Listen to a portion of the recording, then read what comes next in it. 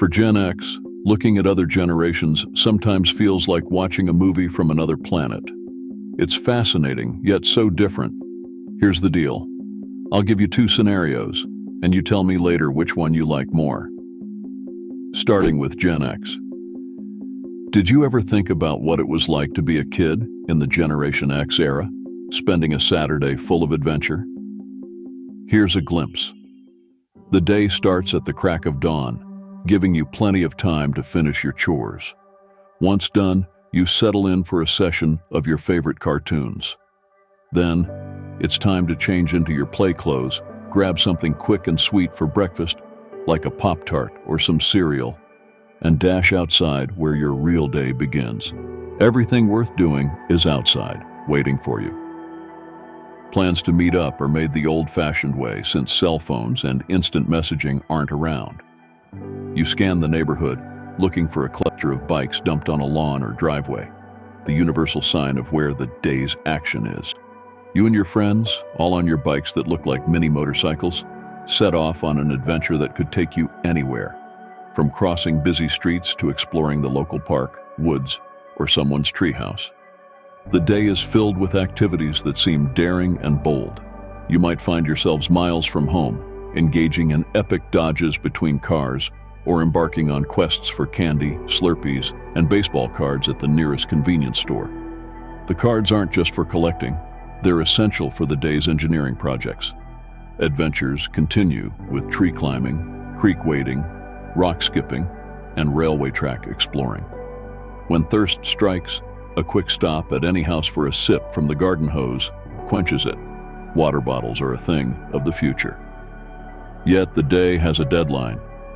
Be home by the time the streetlights flicker on, although not before capturing lightning bugs or engaging in a game of Ghost in the Graveyard. The evening winds down with a wash-up before dinner, which is enjoyed in front of the TV, seated on a tray. Bedtime is a creative affair, crafting forts from pillows and blankets. And as the night deepens, you fall asleep under the light of a flashlight, immersed in a book filled with adventures, the kind you've lived through the day and dream of for tomorrow. In this world, imagination is the canvas, and each day is a fresh opportunity to paint something new. Did you ever think about what it was like to be a kid in the Generation Z era, spending a Saturday full of adventure? On your phone? Here's a glimpse. The day starts without the urgency to disconnect from the digital world, stretching from the comfort of their bed. Breakfast isn't found in the kitchen but at the fingertips, as they browse through an app to order a trendy brunch delivered right to their door. A quick check of their wallet reveals a shortage of funds, prompting a swift message to their parents requesting a digital transfer to cover the morning indulgence. This act of reaching out digitally for financial support is a common thread in the fabric of Generation Z's life, underlining a dependency on digital solutions for real-world problems, and often leading to a cycle of immediate gratification that can impact their dopamine levels, fostering a habit of seeking instant rewards over long-term satisfaction. Plans to meet up with friends are meticulously crafted in group chats, with locations chosen for their Instagrammability rather than any sentimental value. The local cafe with its minimalist decor and exotic menu items wins today's popularity contest. Yet, before the outing, there's a moment of hesitation. The physical exertion from yesterday's mandatory school sports day has left them feeling unexpectedly sore, leading to a strategic decision to call in sick to their part-time job. After all, why endure the discomfort for a shift when the day beckons with less demanding pleasures? As they navigate through their afternoon, it's not just about hanging out, but capturing the perfect shot for social media, each post carefully crafted to garner likes and comments. The day's activities are punctuated by constant connectivity, from Snapchat streaks to TikTok challenges, ensuring they're always part of the digital conversation. This relentless pursuit for online validation triggers a dopamine rush with every notification, reinforcing a cycle of dependence on social media for self-esteem. However, this constant need for approval can deepen feelings of insecurity, as their self-image becomes increasingly tied to the quantity of likes and comments, potentially leading to anxiety and depression when the expected validation falls short. Yet, even as they engage online, there's an underlying sense of irony. The same platforms that promise connection often amplify feelings of isolation. The job they called in sick for? It's more about gaining work experience and less about the need for money, a delicate balance between building a resume and cherishing youthful freedom. As evening approaches, plans for the night begin to take shape.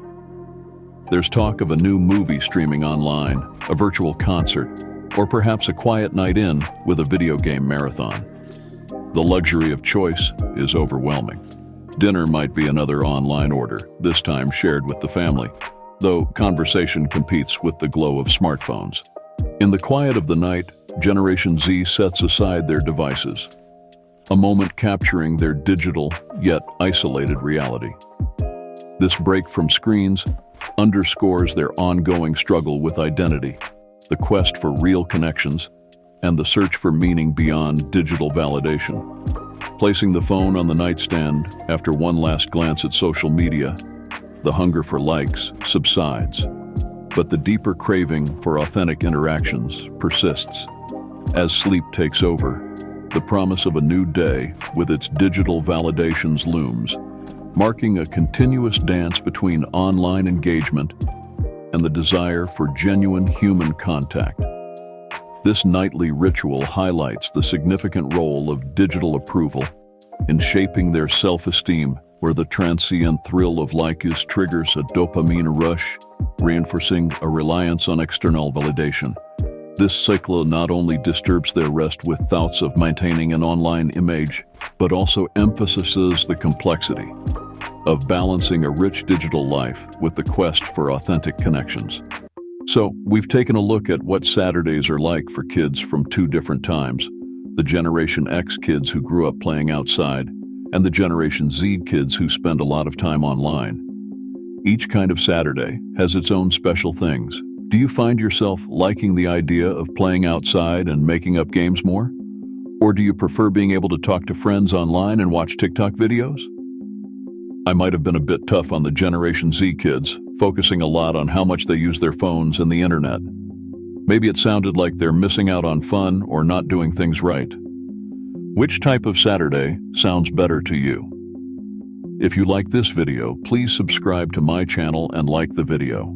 Until next time.